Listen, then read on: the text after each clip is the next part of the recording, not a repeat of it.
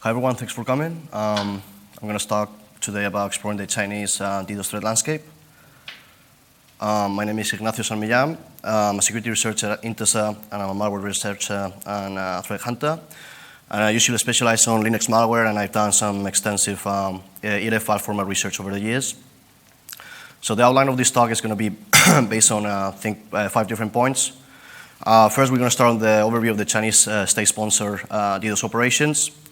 Then we're going to talk about notorious cybercrime Chinese DDoS threat actors. Then we're going to talk about how we collected intelligence and then how we analyzed that intelligence, and then we're going to head to the conclusions that the intelligence analysis lead us. So, overview of the Chinese state-sponsored DDoS operations. So there has been a significant rise of DDoS attacks in the recent years, and a large proportion of them have had Chinese origins. And China itself, as a nation state, has emerged as having one of the highest rates of DDoS attacks. This graph is from Kaspersky from Q1 and Q2, and it's a graph that states the source of DDoS attacks per nation state, and we can clearly see that China overpasses every other nation state. Some major DDoS attacks, for example, the one that conducted by China as a nation state. We can highlight the one on Greyfire in 2015. Greyfire is an anti-Chinese censorship organization.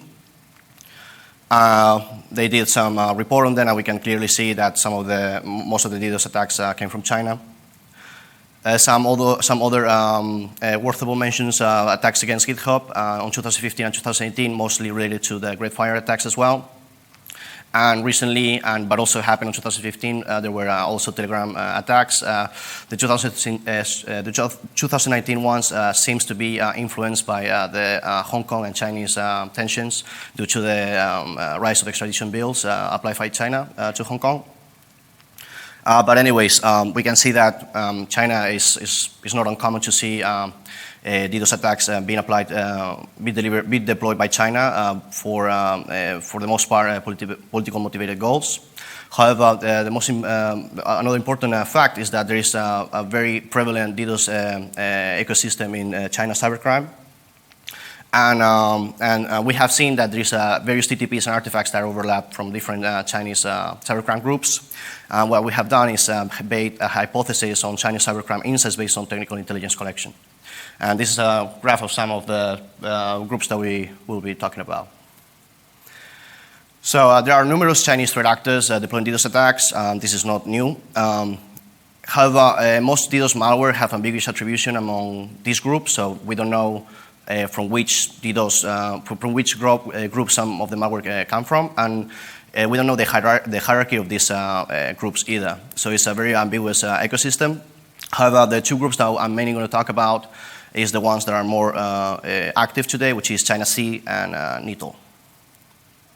So ChinaZ was first reported by Malware Must Die in November 2014, and they have been the main developers behind the Linux Elk Node and Linux Bill Gates, which are one of the most predominant Linux bots in Linux, DDoS bots in Linux. They have been operating from at least late 2013, and their botnets have abilities to deploy different sources of DDoS attacks. They have also closed-platform DDoS tools. This was reported by Abbas, and they have done several attacks, and the one most relevant was one against 12 root name servers in 2015, as reported by Keho360.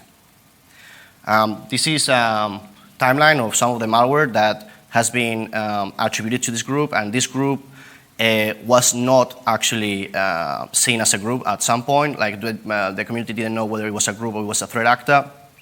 However, over time, it has been speculated that it's indeed a group. This is not all the malware that comes from this group, but it's probably the most relevant one. Seen from Elk Node on 2013 to MrBlack on 2015, and then Chachabot at the end of 2018.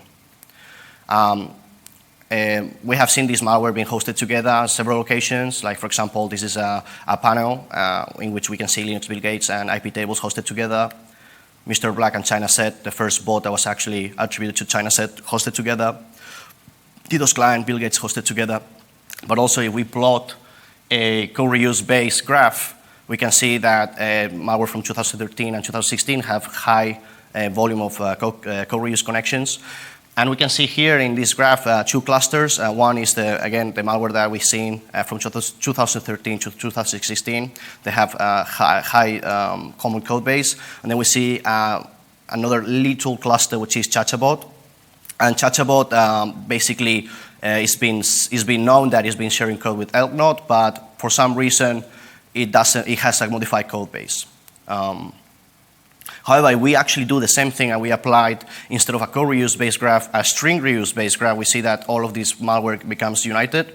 So this is indeed a proof that at some point all of these malware might have the same actual code base.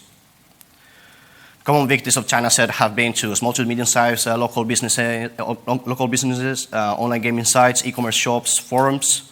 And monetization of this group has been achieved by deploying DDoS attacks as a service, demanding a ransom to stop the specified attacks. And it has been speculated that this group has been also sharing, selling code through Chinese forums, which could have also been a source of monetization. And this could explain why we see different malware like ChinaZbot, which allegedly have been, at some point, had the same code base as ChinaZ malware, but they have now utilizing a different code base. On the other hand, we see Nitol, and Nitol is a pretty old malware group. It was first discovered around August 2011, and this botnet was mainly targeting Windows, and infections from this botnet were most prevalent in China. And Nitol infected endpoints were discovered to be residing in counterfeit versions of Windows. This implies that maybe the malware at some point was installed during the assembly and manufacturing process of these systems.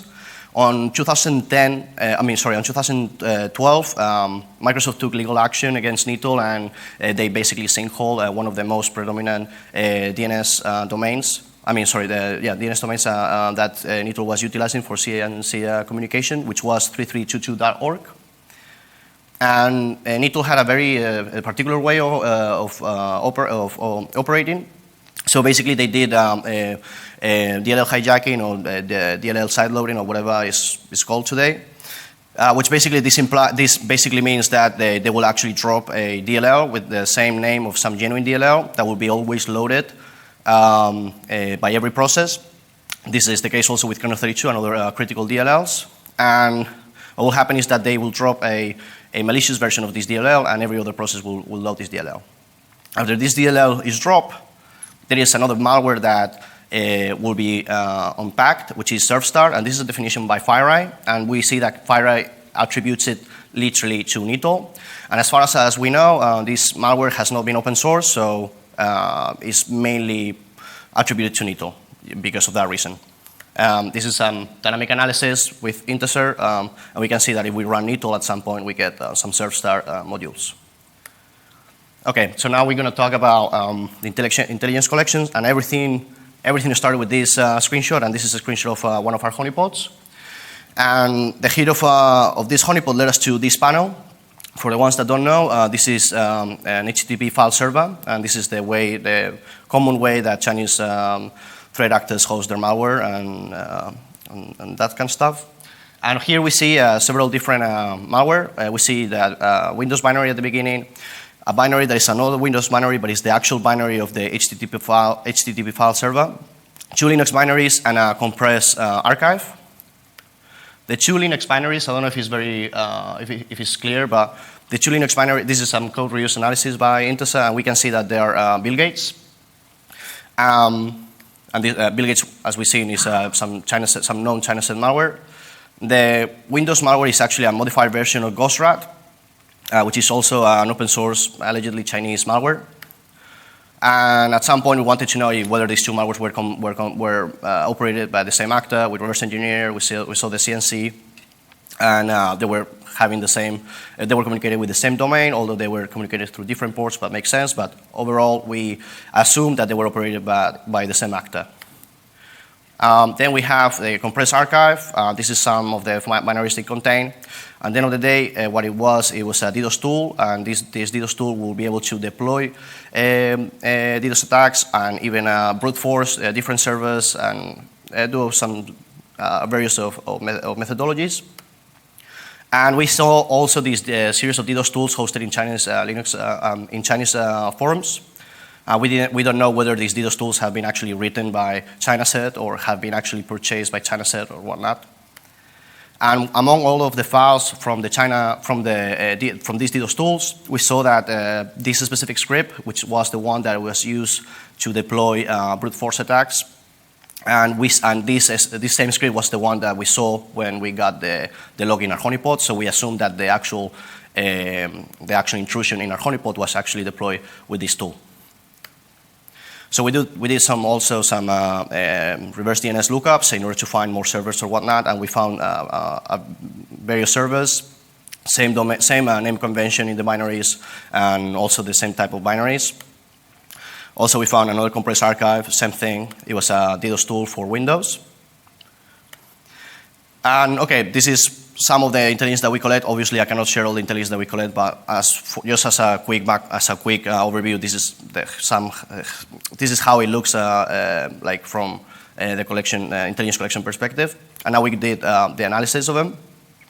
And after artifact collection, we investigated the collected samples and so on. We analyzed the connections that we had, and we found interesting findings that correlated different groups together. And among them are ChinaZ and Nitol.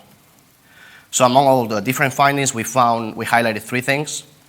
One of them is that ChinaZ toolsets contain Nitol artifacts, and I'm pretty sure by now that you realize that in both of the compressed archives that I showed in the previous slides, there was the elpk.dll. When we did a code reuse analysis of this DLL, we obviously seen Nitol code reuse. Another interesting fact is that when we run the DLL, we saw obviously Surfstar, but then we saw a Parrot instance. For the ones that don't know, Parrot is a file infector. And it's been known that on 2010 there was a wave of a warm wave on 2010 that compromised a lot of Chinese servers. So this malware might actually be operating on already compromised servers by some other actor. The other thing is, we found out that ChinaZ and Nitol share infrastructure and code reuse. So among all the different panels that we found this one, which hosted Linux instances of DDoS client and Windows instances of MrBlack. When we did code reuse analysis, we saw that it shared code with different malware, but we saw that MrBlack was sharing code with Surfstar. And when we analyzed that connection, we saw that they were sharing the same various functions, and one of those functions was the same identical SymFlute implementation. And they even shared the same comments and everything. And let's remember for a second that either MrBlack or Surfstar are open source. On the other hand, we found more panels, and we also found Linux, in this case, Linux versions of MrBlack, hosted with modified versions of Surfstar. These are some code reuse analysis. We can see clearly that one is MrBlack and the other one is Surfstar. And this is a comparison of the new Surfstar that we found hosted with MrBlack in comparison with the ones that were being used with Nitol, and we can see clearly that, in this picture, that there is a slightly different code base, or the code base was modified at some point. And also the completion stamps of these binaries were relatively new in comparison with knowing how old Nitol is. And another thing that we found out is that there is a lot of Chinese malware that reuse the same specific forks of a specific open source malware. So let's go back at the beginning. On the first panel that we show, we explained that there is this binary called bxe.exe, which was a Ghostwriter instance. And Bitdefender reported this report on Iron Tiger APT Operation Pitzao. And reading the report, one of the things that they highlight is that they found specific ghost rat variants that were exclusively used by Iron Tiger APT. And one of the characteristics of these rats was that they were using a specific encryption key that was Mother360. However, we found out that this ChinaZ ghost rat was using the same cryptographic key. We can see here ChinaZ. I don't know if it's clear, but that's the stack string, and you see the Iron Tiger APT ghost rat, which is using the same cryptographic key. So when we actually did more research on this, we actually found a report from Keyhole360 of some malware that have very similar characteristics of Nitol. But this malware, instead of using lpk.dll, used usp10.dll, although when we reverse engineered this DLL, we saw that it had logic implemented that it could operate as lpk.dll. And furthermore, they actually, when they analyzed the traffic and all of that, we saw that they actually connected to a subdomain from the 332.org domain, which is the domain that Microsoft sinkhole. So they have different artifacts that correlate and overlap with Nitol, so maybe it's a Nitol variant or whatnot. But anyways, I don't know if it's clear here, but this instance was also used in the Model 360 cryptographic key. Also, this specific instance of Ghostrat had a specific stack string that we never seen before, and this helped us to find out a serious corpus base of Ghostrats that were actually utilizing this cryptographic key. And we can see that some of them reuse the same code base, others do not. So this means that that specific Ghostrat fork is not very exclusive for any Chinese, any specific threat actor, but is only used or only seen utilized by Chinese threat actors. And we have seen the same use case, the same case with Red Leaves, and Red Leaves was a Trojan that was first implemented by APT10, but then it was leaked, and now we see that the cybercrime ecosystem is utilizing them in their toolsets, and this is the same ChinaZ that is utilizing some Red Leaves variant. And then on addition, in the Keyhole 360 report about this weird Nitol implant, this Ghostrat actually communicated via SMTP, and Keyhole actually intercepted some of the emails.